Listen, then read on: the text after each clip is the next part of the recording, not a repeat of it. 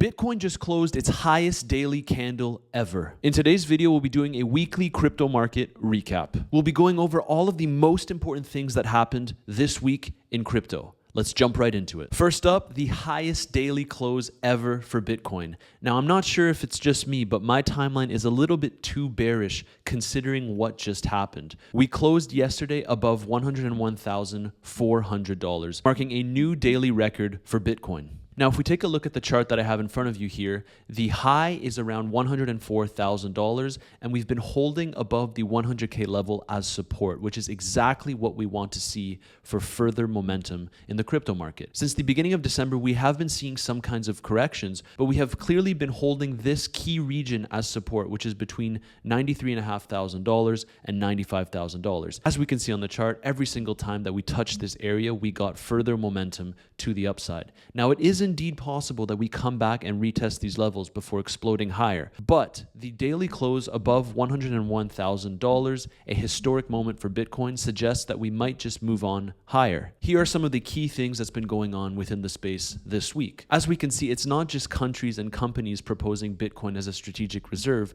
but also states. So this week, a Texas lawmaker introduced legislation to incorporate Bitcoin into the state's treasury reserves. This move aims to position Texas as a crypto-forward state, leveraging Bitcoin's appeal as a decentralized asset and hedge. If it isn't already obvious to you, we're just going to see more and more states, more and more companies, more and more countries take on this approach with Bitcoin. Now, this one I'm particularly happy about as I do come from Canada, but it's looking like Vancouver is starting to embrace Bitcoin investments. The city actually voted to start investing in Bitcoin and establish itself as a Bitcoin-friendly city. The initiative seeks to attract crypto entrepreneurs, boosts innovation, and foster financial modernization. This is huge for Canada, and it's very nice to see that a pillar city like Vancouver is adopting this kind of strategy. Next up, we can talk about CPI, which revealed higher than anticipated inflation rates. Now, a lot of us in the crypto space often view inflationary pressures as a key driver for crypto adoption as a hedge against fiat devaluation. Now, if you believe in Bitcoin, this is exactly one of the reasons for it, as it's often viewed as a tool to combat inflation. That is one of the main reasons why I keep on stacking Bitcoin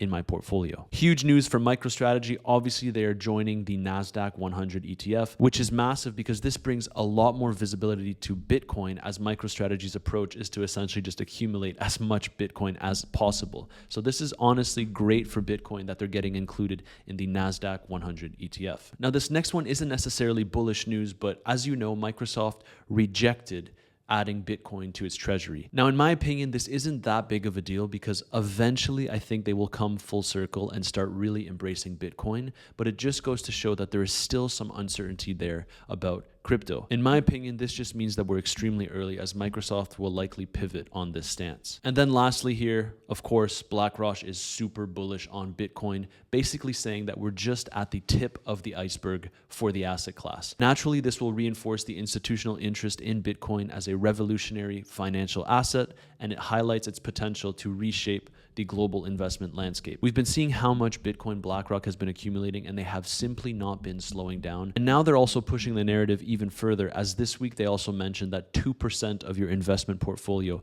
should be allocated into Bitcoin. I'll remind you that just a few years ago, that was a laughable stance. So for all of us believers, we can say, I told you so. Bitcoin spot ETFs, what is there to say? Hundreds of millions of dollars in accumulation since the beginning of December, and it simply doesn't look like it's slowing down. And in fact, we can see this trend starting to occur within the Ethereum spot ETFs, seeing hundreds of millions of dollars in accumulation since the beginning of December as well. This is likely going to fuel Ethereum much, much higher. And of course, the higher Ethereum goes, the better for the rest of the altcoin market. Now, this next one here, I just had to bring up.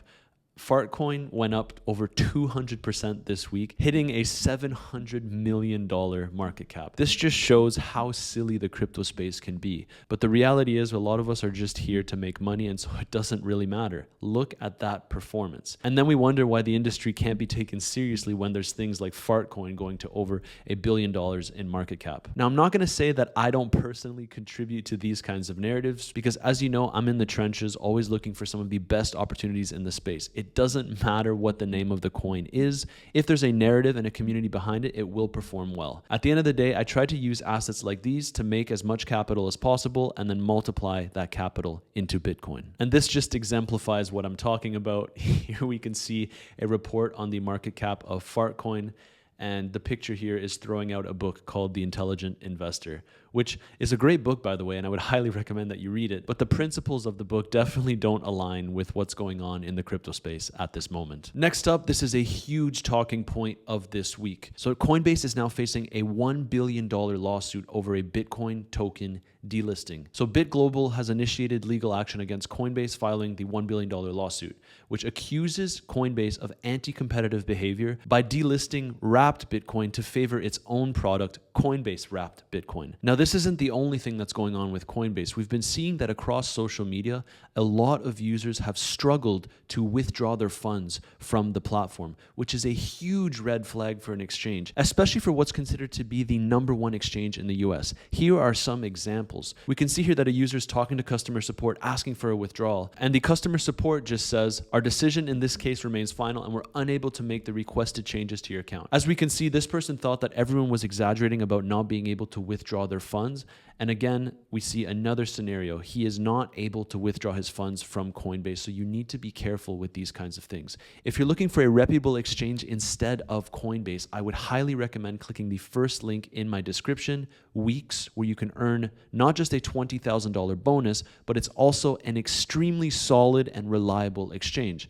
Now, this is what the landing page looks like. It's as easy as entering your email and setting a password, and there you go, you have an account. Make sure to click the first link in my description to be able to trade crypto as you please without losing access to your funds. Next up, a huge topic of discussion. Both Link and Aave surged like crazy this week as it became apparent that Trump's World Liberty Financial bought over $2 million worth of token. So we can see here, if I scroll down, that the data shows that 2 days ago, Trump's World Liberty was buying Ethereum, Link, and Aave. In the past 9 hours of this tweet, the World Liberty multi-sig wallet spent over 10 million USDC to buy over 2,600 Ethereum, over 41,000 Chainlink, and over 3,300 Aave.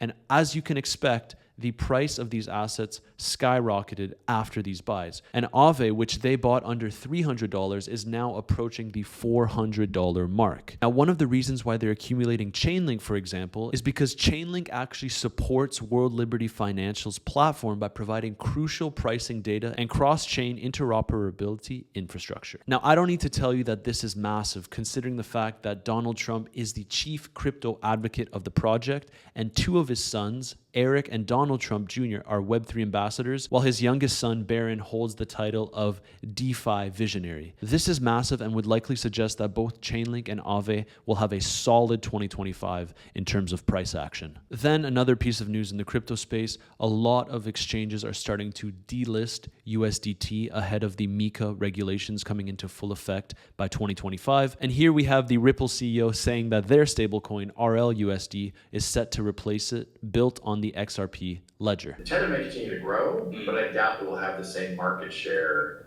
in 2 years, let's say.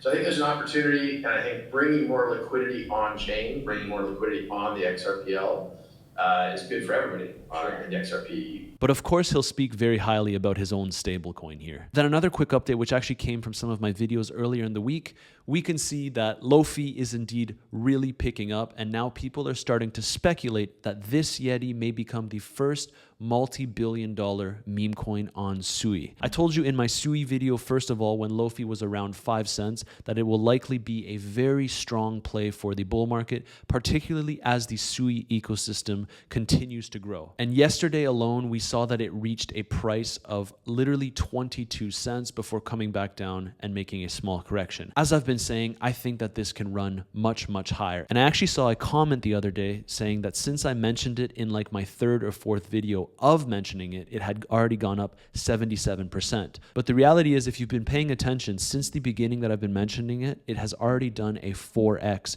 if we take into account yesterday's price action. I think that as the SUI ecosystem grows, this really can surpass a $1 billion market cap. As always, if you're looking for a place to accumulate Lofi, you'll notice that it's not really available on any major centralized exchanges, which of course is a green flag for me, meaning that once those listings come, the price should, in theory, skyrocket. But for now, to be able to access it, I do have a partnership with MEXC where you're able to buy Lofi directly if that interests you. Not financial advice, of course, but this is where I'm accumulating some of my top meme coins before they get listed on major centralized exchanges. It is the third link in my description. If that interests you, go ahead, sign up. Lofi is available for you. And lastly, I will be finishing this video by showing you this chart that tells us where we are in accordance to the market cycle bottom. We can see here that for this cycle, we are the purple line, and in previous cycles, so the last one, we are the green line, and the one before that, we are the orange line. As you can tell, we're literally in between both of the previous market cycles, meaning that Bitcoin is exactly where it needs to be in this market cycle. And yes, there is a lot more room for growth into 2025. And that wraps up today's weekly update. If you enjoy this kind of content, make sure to let me know in the comment section down below, because it is a little bit of a new format, and I was just thinking that on a weekly basis, I can share with you all of the major events that happened in the crypto space. As always, make sure to smash that like button, subscribe, and I'll see you in the next one.